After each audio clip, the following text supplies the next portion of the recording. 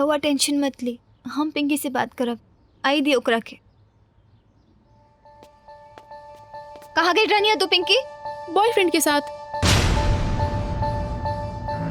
हम तोरा के पढ़े खातिर भेजली रानी और तू कुल ही काम करत तारू। तय में का प्रॉब्लम बा? माई रुक्मिनी क्या करत तारू तू? सियान बेटी पे हाथ उठाओ तारू। रउआ चुप रही। राउ लाड प्यार एकरा के बिगाड़ के रख देले बा। चल बेटा आओ बैठ। हमने सब तोरा प्यार के खिलाफ नहीं की जा, लेकिन हमने के भी एगो सपना बा कि हमार बेटी पढ़ के बहुत बड़ा आदमी बने। लेकिन ये सब ठीक नहीं के बेटा, और तोरा खातिर हम कहाँ कहना कहनी। बस बहुत बोल लिया आपने और बहुत सुन लिया मैंने। किया क्या है आपने मेरे लिए? कुछ भी नहीं किया। मेरी जिंदगी नर्क बना के रख दी है। जब देखो ये नहीं करना, वो नहीं करना, यहाँ नहीं जाना, वहाँ नहीं जाना। क्यों ना जाऊं मैं? मेरी जिंदगी है, अपने तरीके से जीना चाहती हूँ मैं। कान खोल के सुन लीजिए सबके सब। मुझे माफ कीजिए, हाथ जोड़ रही हूँ।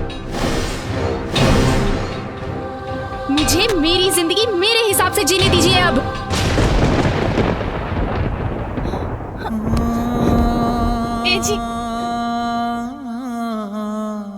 ए जी हमारी बात सुनी, कुछ ना हो। कहाँ जाता नहीं डमरू भैया? भैया भैया रुकिए भैया। वाह बेटी वाह, आज तू साबित कर देलू कि बेटी के सहारे माई बाप का जीवन ना कटेला। साबित कर देलू तू। का कहलू हा? आपन जिंदगी। आज तहरा आपन जिंदगी आपन लागे लागल। अरे कबू वो इंसान के जिंदगी के बारे में सोच ले बाड़ू जौन तहरा खातिर अपना पूरा खुशी, पूरा अरमान के गला घोट देलस। रह दे डमरू भैया, इन नालायक के कुछ मत कही। हाँ जी, जीते जी हमने के मुआ दे ले बिया। ना भौजी ना, जब चिरई आसमान ना पे लागे तो ओकरा के धरती दिखावल जरूरी होला। चला आज हम तोके दिखावा तनी कि तहार शरीर में जौन खून बह रहल बा, ओकरा के बनावे खातिर तहारू बाप दिन रात अपन शरीर के कितना खून बहावेला। चला चला।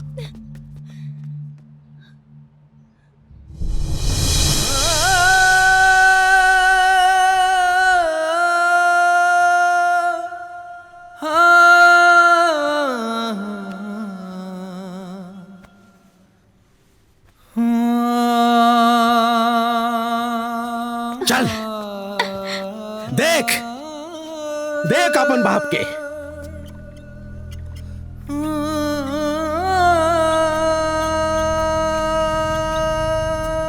सोना के पालना में पलल ई इंसान तहरा खातिर, सिर्फ तहरा खातिर अपन पूरा जिंदगी दांव पे लगा देलस। सोचलस कि तहरा माध्यम से वो जवाब दी हर वो इंसान के जे बेटी के बोझ समझ के ओकरा के माई के घर में ही मुआ देला। तू अगर आज जिंदा बाड़ू न बेटी तो सिर्फ और सिर्फ यही आदमी के वजह से, वरना तो तू वही दिन मर जाती बेटी जही तू पैदा भइलू। हाँ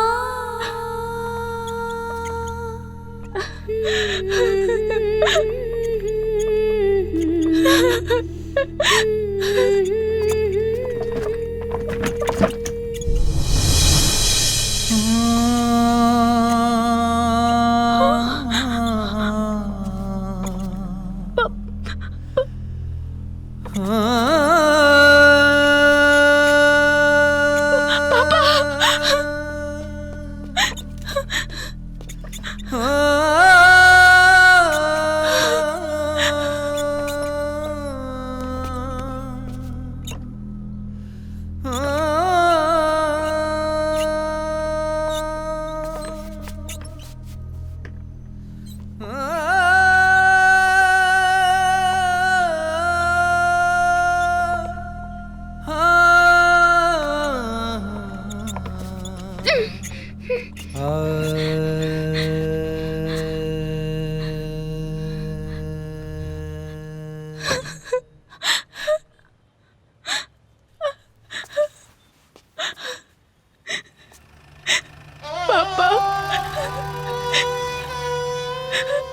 पापा हमके माफ कर दी।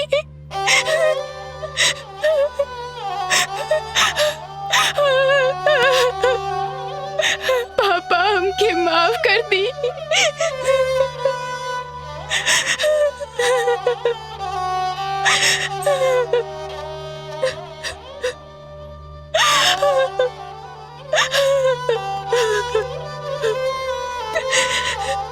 बेटा तू घरे जा, हम सामान पहुंचा क्या होती। ना पापा, रउआ के जौन बात से तकलीफ बा हम उ तकलीफ के खत्म करके आवतानी। पिंकी